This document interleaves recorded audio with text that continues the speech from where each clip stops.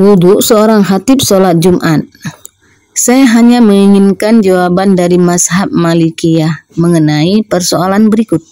Seorang imam bila wudhunya batal tatkala sedang menyampaikan khutbah Jumat, apakah dia dapat meneruskan khutbah Jumatnya tanpa wudhu?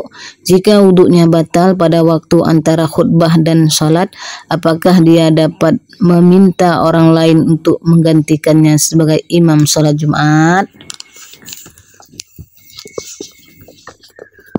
Dalam menyampaikan khutbah Jumat, seseorang tidak disyaratkan harus dalam keadaan berwudu. Ini adalah pendapat yang masyhur di kalangan mazhab Malikiyah. Walaupun terdapat riwayat dari Imam Malik yang mengharuskan taharah dalam keadaan suci ketika menyampaikan khutbah Jumat.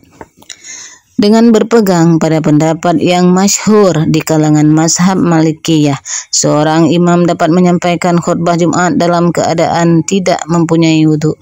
Dari sini dapat ditarik kesimpulan bahwa seorang imam yang batal wudhunya tatkala menyampaikan khutbah Jumat dapat tetap meneruskan khutbahnya tanpa wudhu.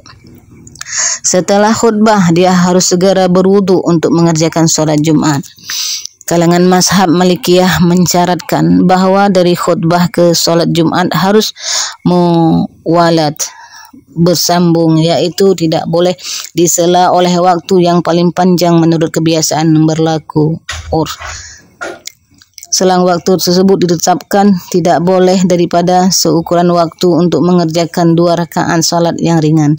Mazhab Malikiyah juga mensyaratkan bahwa orang yang menjadi khutbah Jumat harus sekaligus menjadi imam salatnya, kecuali pada ada uzur.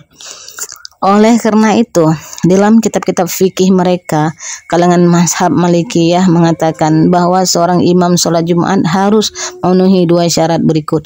Pertama, ia harus orang yang mempunyai kewajiban melaksanakan sholat Jumat. Jika ia seorang musafir misalnya, dan ia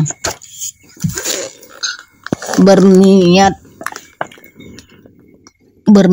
mukim dengan maksud untuk menyampaikan khutbah Jumat, maka ia tidak boleh menjadi imam sholatnya. Kedua, ia harus orang yang menyampaikan khutbah khatib. Jika seorang menyampaikan khutbah Jumat lalu kemudian orang lain yang menjadi imam sholatnya, maka sholat Jumat tersebut tidak sah. Tetapi apabila khatib menyampaikan uzur yang dapat diterima seperti terserang penyakit mimisan, keluar darah dari hidung, buang angin kentut, atau wudunya batal karena sebab yang lain, maka dia boleh meminta orang lain untuk menggantikannya mengimami sholat Jumat tersebut.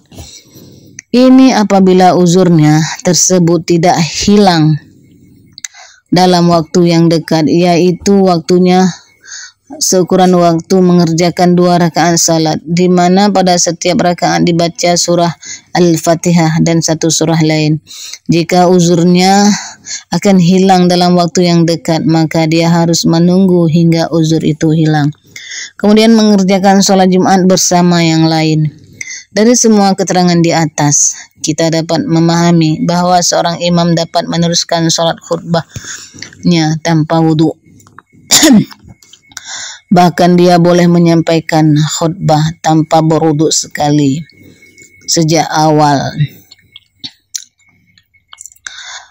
Kita mengetahui bahwa orang yang menjadi imam sholat Jumat haruslah orang yang menjadi khotibnya. Tetapi apabila sang khotib mempunyai uzur yang baru bisa hilang dalam waktu yang panjang, maka ia dapat meminta orang lain untuk menggantikannya sebagai imam. Namun jika uzurnya itu tidak dihilangkan dalam waktu yang singkat, maka dia harus bersegera menghilangkan uzurnya itu dan kemudian meminta salat Jumat dan kemudian memimpin salat Jumat. Perlu diketahui bahwa hukum-hukum yang telah disebutkan di atas terdapat pada pendapat mazhab Malikiyah. Penjelasan secara rinci tentang masalah ini menurut mazhab-mazhab yang lain memerlukan pembahasan tersendiri. Wallahu a'lam bishawab.